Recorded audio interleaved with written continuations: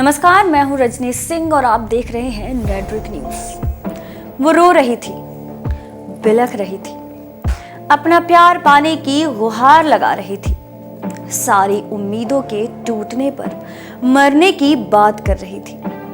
पिता कुरान की कसम देकर किसी तरह से कोशिश कर रहे थे कि बेटी सही सलामत घर लौट आए, लेकिन उन 64 मिनटों ने पिता से लाडली को हमेशा के लिए छीन लिया। वो 64 मिनट जिसने आयशा की जिंदगी जीने की सारी उम्मीदें छीन ली। वो आखिरी 64 मिनट जब आयशा ने अपने पति आरिफ से फोन पर बातचीत की थी। क्या हुआ उन 64 मिनटों में? ऐसा क्या कहा था आरिफ ने आयशा से जो उसे अपने माता पिता के टूटते सपने नजर नहीं आए, जो ये सोच नहीं पाई कि जिस बेवफा के लिए वो इतना बड़ा कदम उठा रही है, क्या उसके जाने के बाद उसे कोई फर्क पड़ेगा? अरे जिसने खुद कहा कि मर जाओ, वो क्यों उसकी मौत पर अफसोस करेगा? क्या कहा था आरिफ ने उस 64 मिनट की कॉल रिकॉर्डिंग में जिसने आयशा की जिंदगी छीन ली? वो नहीं आएगा, फिर भी मेरी जिंदगी में नहीं आएगा। नहीं आएगा, बात भी आएगा। एक बार मेरे पे भरोसा कर, तू मेरी बात सुन। मैंने बहुत भरोसा कर लिया। अब तू घर आ जा, बस एक बार घर आ जा तो तू मेरी बात सुन ले।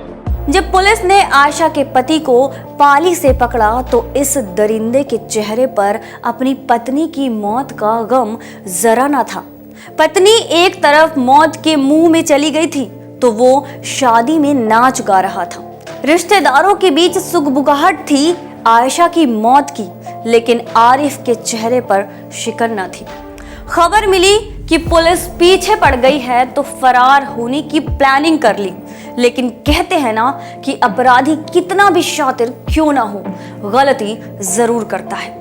आरिफ की गिरफ्तारी के बाद वो काला सच भी सामने आया जिसने आयशा को खुदकुशी करने पर मजबूर कर दिया था। एक 64 मिनट की फोन कॉल की रिकॉर्डिंग। इस रिकॉर्डिंग में आयशा आरिफ से फिर से घर लौटने की गुहार लगा रही है, अपनी शादी बचाने की कोशिश कर रही है, लेकिन आरिफ के सर पर किसी और के इश्क का खुमार सवार है।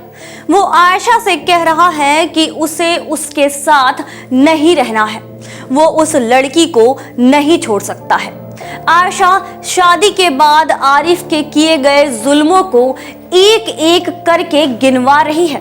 आयशा ने आरिफ से कहा कि शादी के चंद महीनों बाद ही दिसंबर में उसने दहेज के लिए आयशा को वापस मायके भेज दिया। इस तनाव में उसका अबॉर्शन हो गया। वो जिंदगी और मौत के बीच जूझ रही थी, लेकिन आरिफ उससे मिलने अस्पताल तक नहीं आया। आरिफ आयशा पर घिनौने इल्जाम लगाकर उससे पल्ला झाड़ने की कोशिश करता है। वो कहता है कि आयशा की कोख में पलने वाला बच्चा उसका था ही नहीं। आयशा ने आरिफ के अफेयर की बात भी की, लेकिन आरिफ ने साफ कहा कि वो अपनी गर्लफ्रेंड को कभी नहीं छोड़ सकता है, वो आयशा के साथ नहीं रहेगा। आपको बता दें कि दोनों के बीच दहेज को लेकर आयशा ने दहेज उत्पीड़न का केस किया हुआ था, जिसे लेकर भी आरिफ ने आयशा से कहा कि अगर उसने केस न किया होता तो वो एक बार जरूर सोचता, लेकिन अब उसे आयशा कबूल नहीं है। आयशा ने दुहाई दी कि वो आरिफ के बिना नहीं जी पाएगी, वो मर जाएगी, लेकिन आरिफ के जवाब ने आयशा की सारी उम्मीदें तोड़ दी। आरिफ ने आयशा से कहा कि मरना है तो मर जाओ, लेकिन एक वीडियो बनाती जाना ताकि कल को हमारे ऊपर कोई दोष ना आए। आयशा ने आरिफ के प्यार में वो भी कर दिखाया, एक वीडियो बनाया। वीडियो में हर उस शख्स को माफ कर दिया जो उसकी बर्बादी और मौत का जिम्मेदार था। आंखों में आंसू थे लेकिन चेहरे पर मुस्कान। आरिफ से बात करके पिता को फोन किया, कहा कि अब जीना नहीं चाहती, आरिफ वापस नहीं आएगा, अब कुछ नहीं होगा। वो पास बहती साबरमती नदी में कूद गई और समा गई नदी की धारा में, जिससे आयशा ने अपनी गोद में समाने की गुजारिश की थी। आयशा हमेशा के लिए एक गहरी नींद में सो गई, लेकिन पीछे छोड़ गई ढेर सारे सवाल ये कि आयशा की मौत से क्या कानून व्यवस्था बदलेगी? क्या आरिफ जैसे दहेज के लालची लोगों को ये कानून सख्त सजा देगा?